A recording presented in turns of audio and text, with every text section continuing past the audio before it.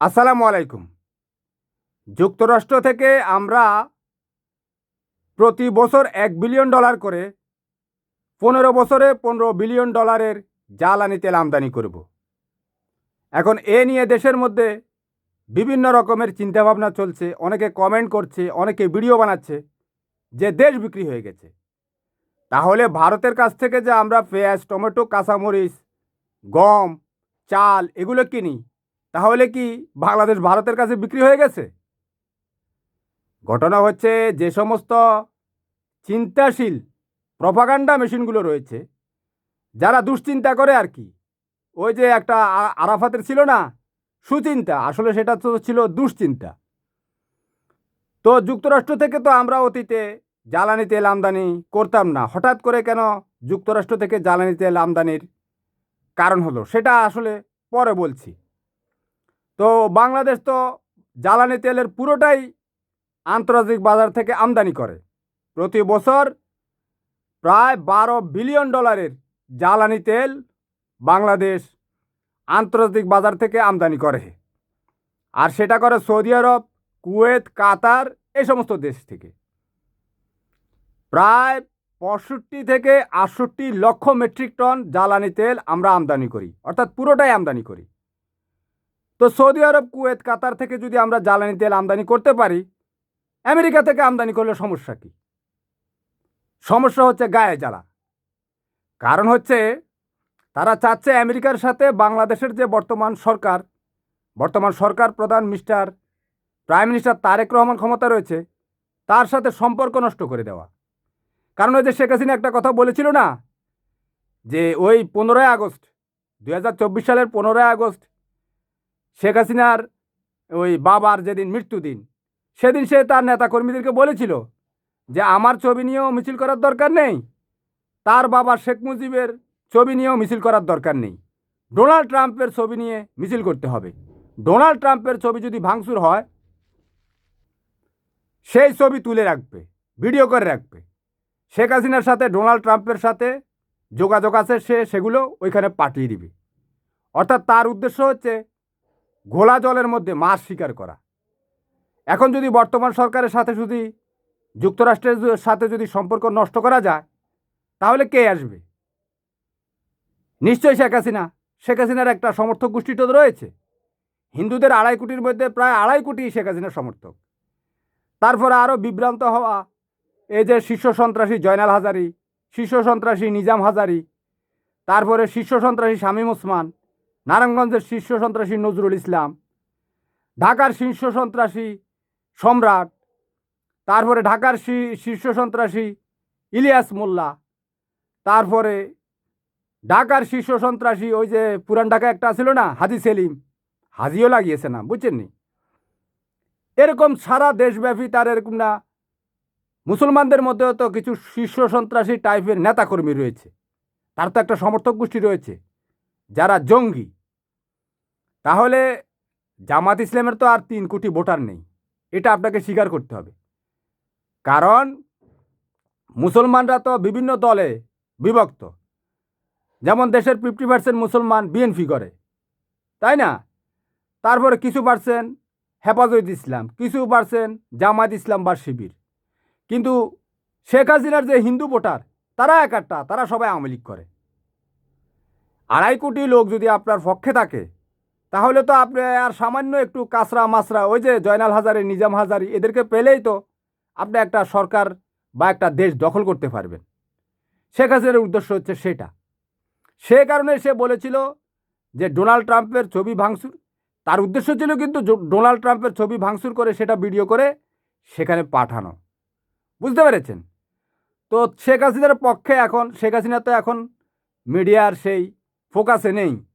তার যে সমর্থক গোষ্ঠী রয়েছে, তারা এগুলো নিয়ে ভিডিও বানায় দেশকে বিপদগ্রস্ত করার জন্য। তো আমরা সৌদি আরব, কুয়েত, কাতার থেকে তেল আমদানি করি, তাতে আমাদের কী লাভ? একটা প্রশ্ন তো আসবেই, তাই না? এরা আমাদের জন্য কি করেছে? আমাদের লোককে সৌদি আরবে, কুয়েতে তারা কাজের সুযোগ দিয়েছে, তো আমরা তো সেখানে কাজ করে টাকা আনি, তাই না? সেটা তো তেলের বিনিময় হতে পারে না।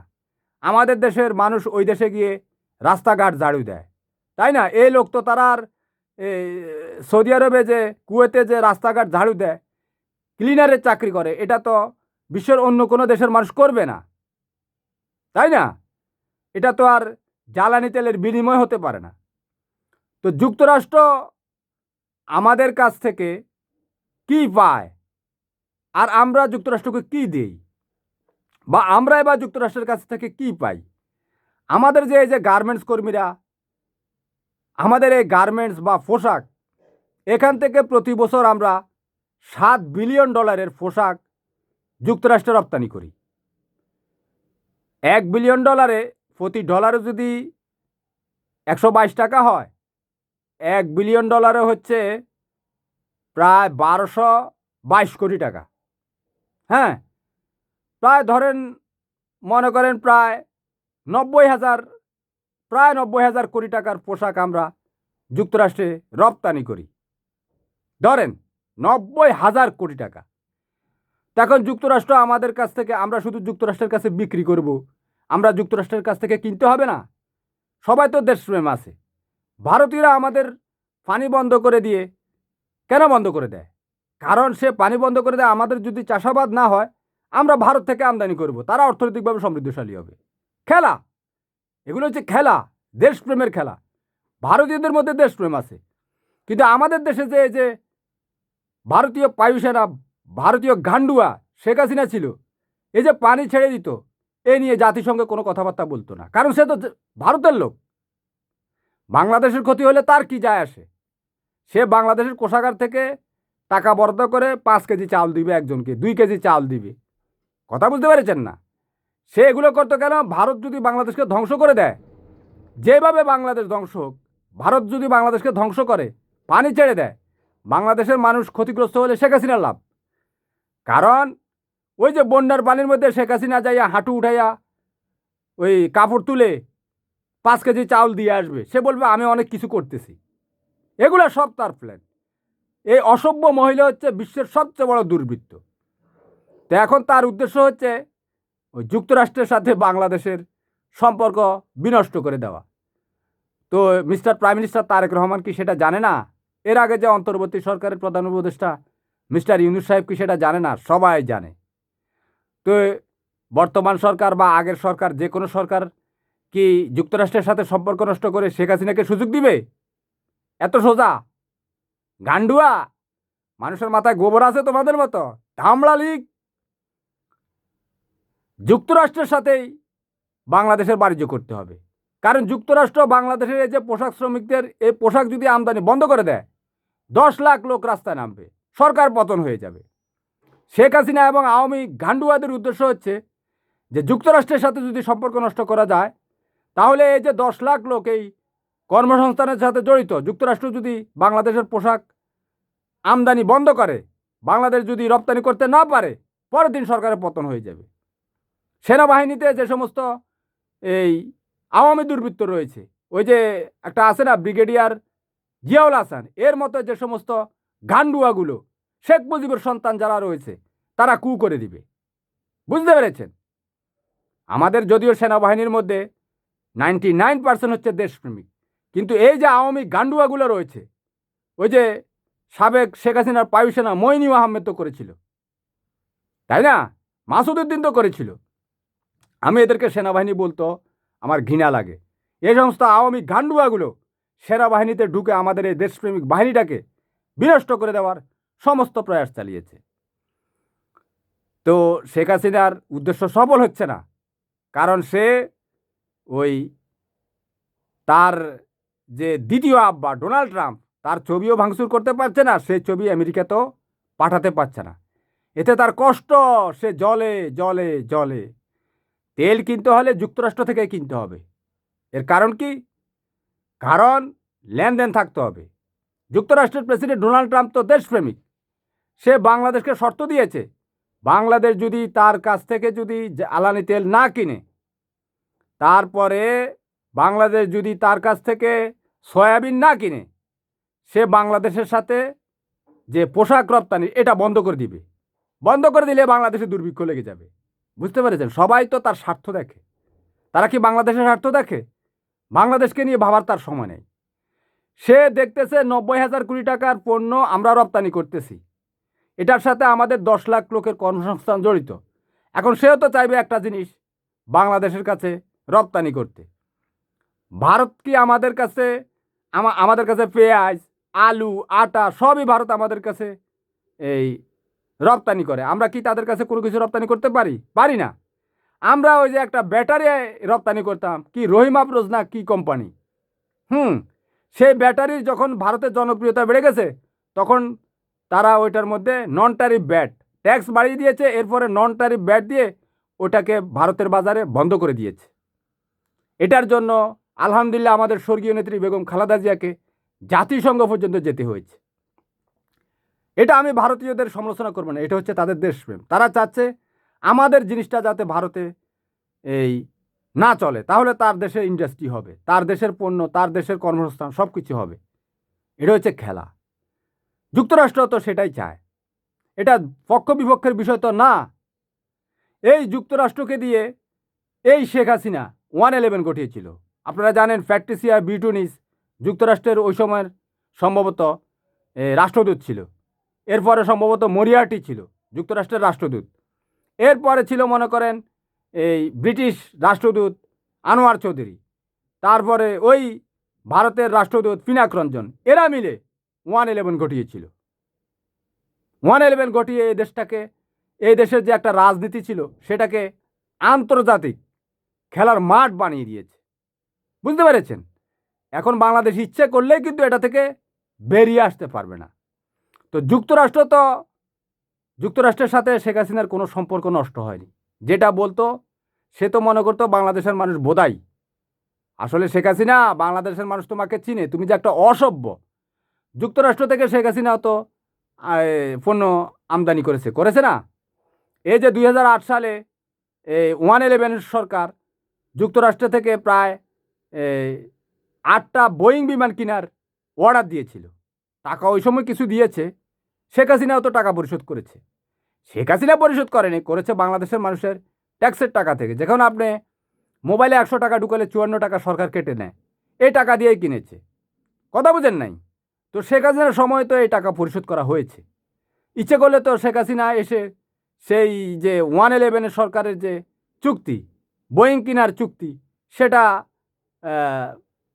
সে বাতিল করে দিতে পারত, করে নাই। কারণ করলে যুক্তরাষ্ট্র ধরবে। যুক্তরাষ্ট্র যারে ধরে, যুক্তরাষ্ট্রের তার সাথে এই বাক বিতণ্ডা হতো। এগুলো হচ্ছে তার লোক দেখানো। সে জানে বাংলাদেশের মানুষ মুসলমান, যুক্তরাষ্ট্রের বিরুদ্ধে কথা বলে তার জনপ্রিয়তা বাড়বে। বাংলাদেশের মানুষ এত মফিজ না। মফিজ হাসিনার এই সমস্ত রাজনীতি বাংলাদেশের মানুষ বুঝে। সে যুক্তরাষ্ট্রের বিরুদ্ধে কথা বলতো, ওইখান দিয়ে আবার বাইডেনের সাথে, যুক্তরাষ্ট্রের সাবেক প্রেসিডেন্ট জো বাইডেনের সাথে সেলফি তোলার জন্য সে সিরিয়াল দিয়ে বসে থাকতো। কথা বুঝতে পেরেছেন? ওর মুখে এক কথা, ভাষায় আর এক কথা। এ হচ্ছে নোংরা নর্দমা। তো তার এই সমস্ত খেলা মানুষ বুঝে ফেলেছে। তো এগুলো নিয়ে আলোচনা করলে ঘন্টার পর ঘন্টা আলোচনা করা যায়, তাই না? যুক্তরাষ্ট্রের সাথেই ব্যবসা বাণিজ্য করতে হবে।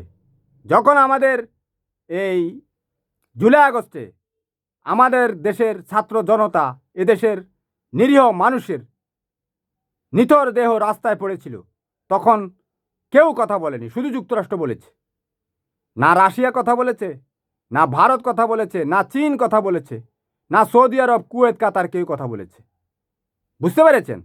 অর্থাৎ আপনার মানবাধিকার যদি লঙ্ঘিত হয়, একমাত্র যুক্তরাষ্ট্রই আপনার পক্ষে কথা বলবে। সে মুখে হলেও বলবে, আপনার ক্ষতি করলেও সে মুখে এটা বলবে। কারণ সে বিশ্বমোড়ল, সে বিশ্বের চেয়ারম্যান। তাকে পাশ কাটিয়ে আপনি যেতে পারবেন না। বুঝতে পেরেছেন? তো শেখ হাসিনা তো সেই সুযোগ পাবে না। শেখ হাসিনার মতো মাথা মোটা ধামড়া মাথা না তো বাংলাদেশের মানুষ। বাংলাদেশের বর্তমান যে প্রাইম মিনিস্টার তারেক রহমানের সরকার ক্ষমতায় রয়েছে, সে বুদ্ধিদীপ্ত আছে। কারণ সে ওই 111 পরে নির্যাতনের শিকার হওয়ার পর তার মগজ খুলে গেছে। বুঝতে পেরেছেন? তো শেখ হাসিনা দেখবেন অনেক সময় বলে যে যুক্তরাষ্ট্র তার পতন ঘটিয়েছে। এটা একটা মিথ্যা কথা। সে ওই যুক্তরাষ্ট্রের সাথে যেটা সম্পর্ক সে সরাসরি করতে পারতো না, সেটা ভারতকে দিয়ে করাতো। ভারতের যে অজিত দুইবাল আছে না, অজিত দুইবাল, তারপরে ওই যে অন্যান্য যেগুলো আছে এগুলোর দিয়ে করাতো, কারণ সে তো ভারতের দাসী ছিল। সে বাংলাদেশটাকে ভারতের অঙ্গরাজ্য করে ফেলার চেষ্টা করেছিল, সফলও হয়েছিল। কিন্তু মানুষ রক্ত দিয়ে জুলাই আগস্টে 5 আগস্ট সেটা মুক্ত করেছে শেখ হাসিনার কবল থেকে।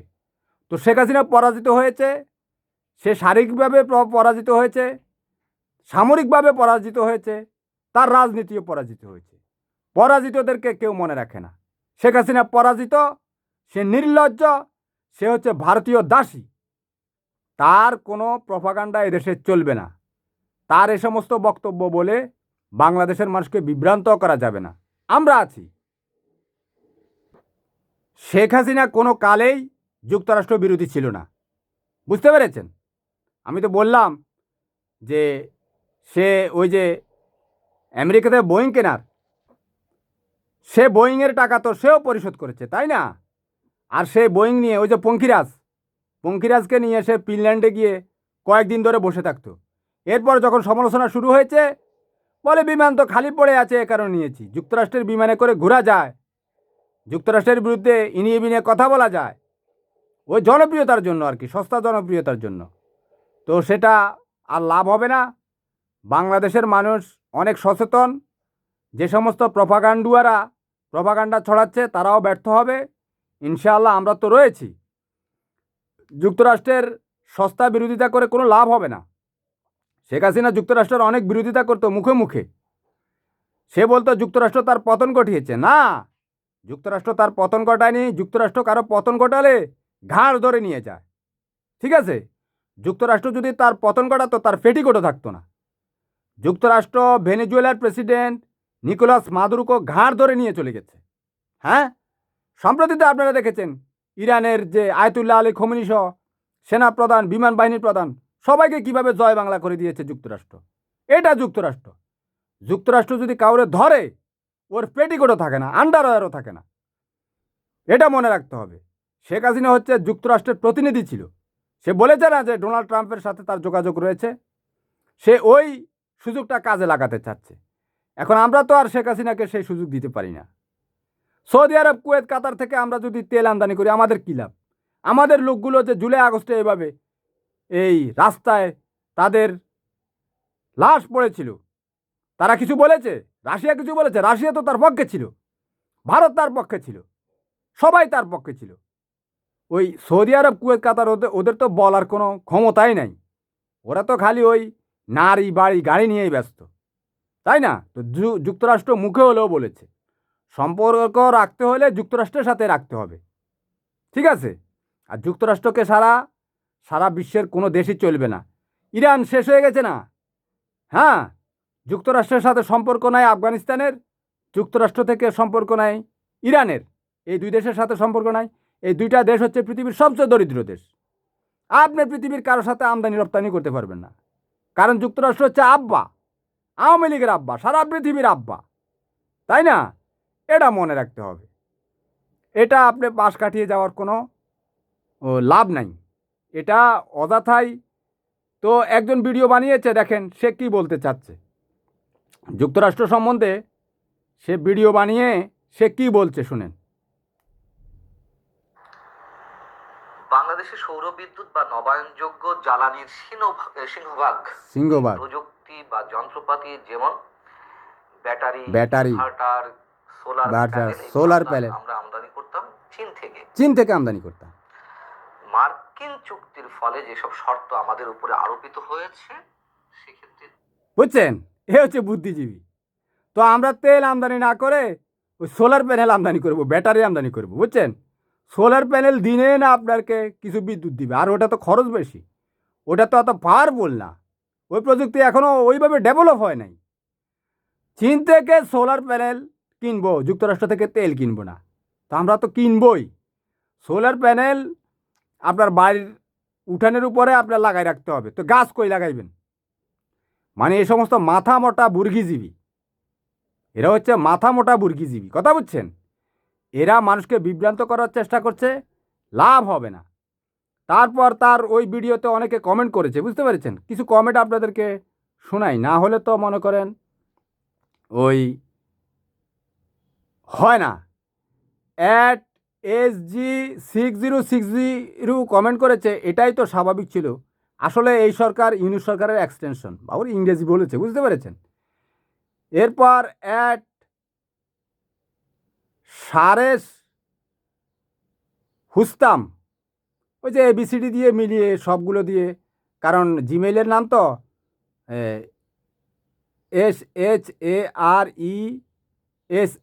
SHARESH, সরেশ রুস্তম, এরকমই হবে। 1192। আমরা বিরাট ভয়াবহ সংকটের মধ্যে পড়ে গেছি। At Zahid Hasan -YE9F0, say comment করেছে, এরা ক্ষমতায় আসছে দেশটা ধ্বংস করার জন্য। বাংলাদেশের জনগণকে জেগে উঠতে হবে, দেশকে রক্ষা করতে হবে। বুঝতে পারছেন, অনেক বড় দেশপ্রেমী। বুঝতে পেরেছেন, আমি বলেছিলাম না এরা বলবে দেশ বিক্রি হয়ে গেছে। অ্যাট কুতুব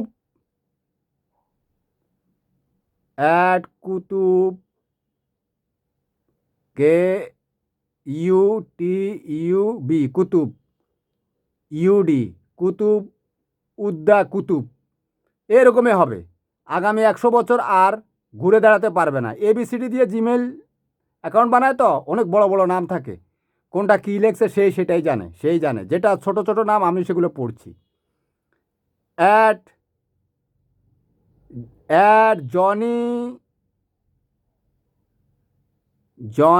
জোট, JONEYE, জনি ZOT8467। বাংলাদেশটা বিক্রির চুক্তি বাতিল করতে হবে। বুঝতে পারছেন, বলছি না, ওই আগে বলেছি না দেশ বিক্রি হয়ে গেছে, এরা এগুলো বলবে। অ্যাট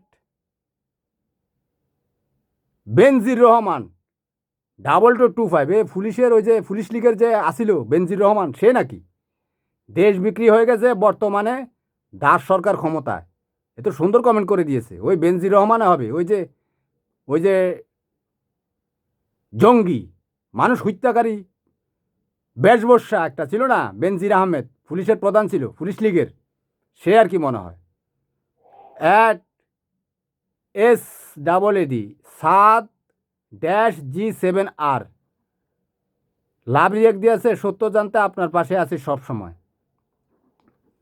তারপর অ্যাট মাসুদ সুমন 8760, বিএনপি সরকার মূলত ইউনিট সরকারের এক্সটেনশন। তারপরে অ্যাট মোহাম্মদ চৌধুরী, এরকমই তো হবে। ওইখান দিয়ে আবার ড্যাশ দেখা যাচ্ছে, নাম তো অনেক বড়।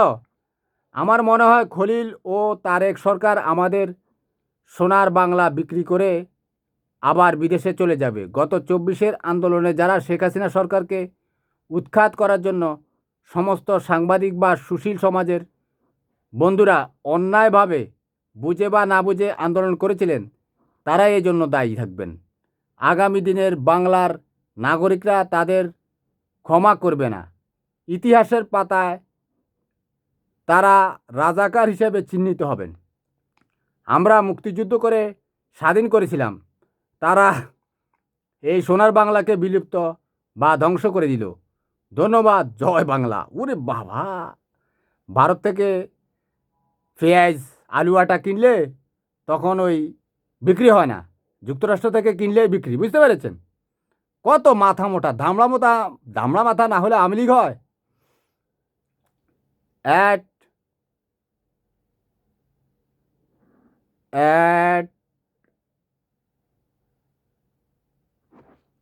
আচ্ছা, এ পর্যন্ত থাক।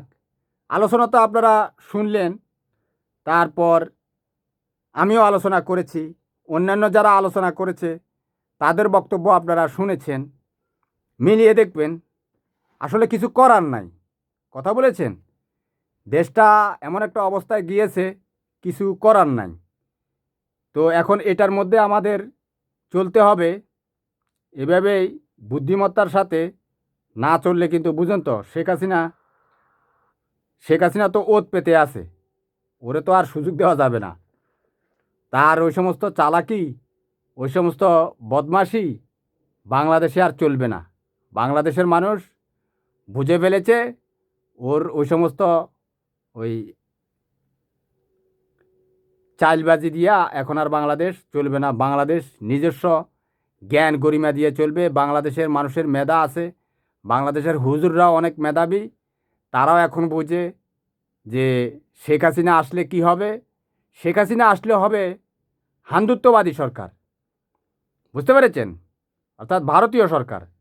ভারতীয় সরকার তো আর এদেশের মানুষ মেনে নিবে না, এটা মনে রাখতে হবে। ভারতের সরকার এদেশ মেনে নেবে না, এদেশের মানুষ মেনে নেবে না। এই ব্যক্তির আরেকটা কমেন্ট আপনাদেরকে শোনাতে পারি।